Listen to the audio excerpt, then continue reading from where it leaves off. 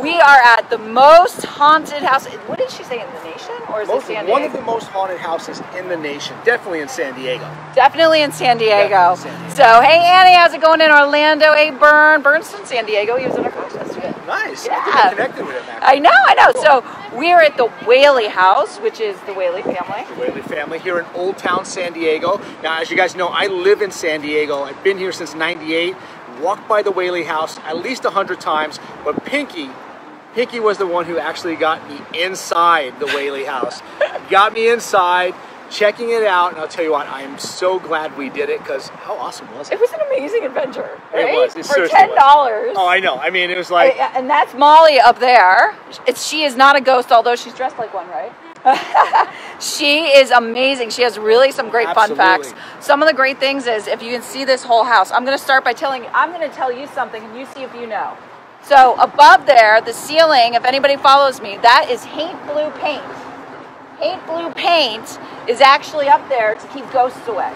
That's why you paint the ceiling blue. See? So you guys know, we did, where are we in San Diego, Sal? We're in Old Town San Diego. Old Town San Diego. Old Town San Diego. So some of the fun things that we learned, let's tell him a little bit about Mr. Whaley. Well, Mr. Whaley was incredible. So he had so many different passions, and he gained 3 fortunes over his lifetime, lost all 3 of them. But 2 of the things that stood out to us on what he did was, obviously he was a realtor, and he was also a real estate investor. Which is what you are, what I am. And at one point, he actually did some property management for this Whaley House. Best property manager ever, right here, right? Property management, yep.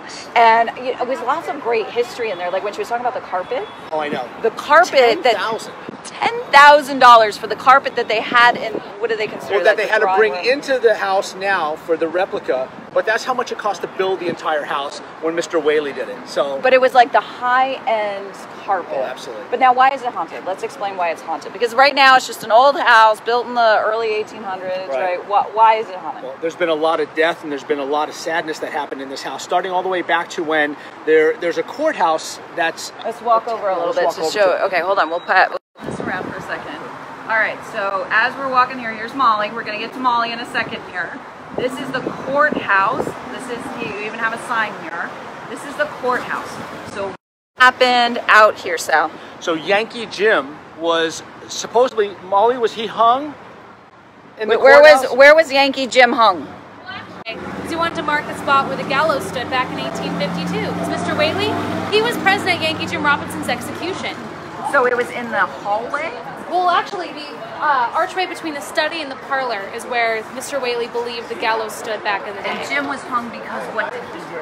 Well, he actually was hanged for attempted grand larceny.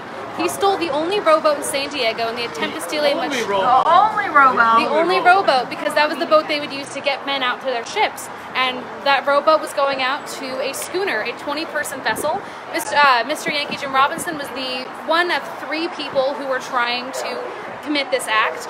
He was the only one actually to face the hanging tree, because he was also a known horse thief up and down California and a murder suspect up in San Francisco.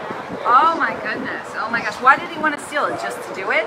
Well, actually, they saw that schooner as a ticket to paradise. So they can go into international waters and do whatever they pleased. Well, they need to know that a schooner is about 20-person vessel. It was only himself and his 2 friends. So they were quite intoxicated when they decided to commit this act. That's why they were caught so quickly.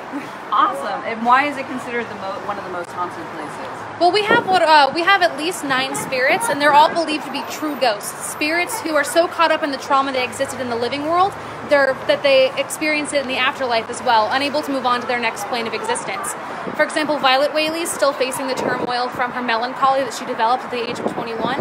She was the daughter who ended her life early on the property using her father's Smith & Wesson handgun, and she's believed to be one of our spirits here on the property because she's still caught up in what she experienced in the living world. And the mother, she was the oldest. She lived to be, what, 89? 81, actually. 81. Lillian Whaley was the one who lived here until she was 8. Actually, Lillian Whaley was moved to a Lemon Grove retirement community in 1953, and she passed away there 10 days after her 89th birthday. She was the longest living Whaley family member, but Mrs. Whaley lived until she was 81 years old, passing away in the parlor. Right there, guys, she passed away. She's actually our most prominent spirit here at the Whaley House.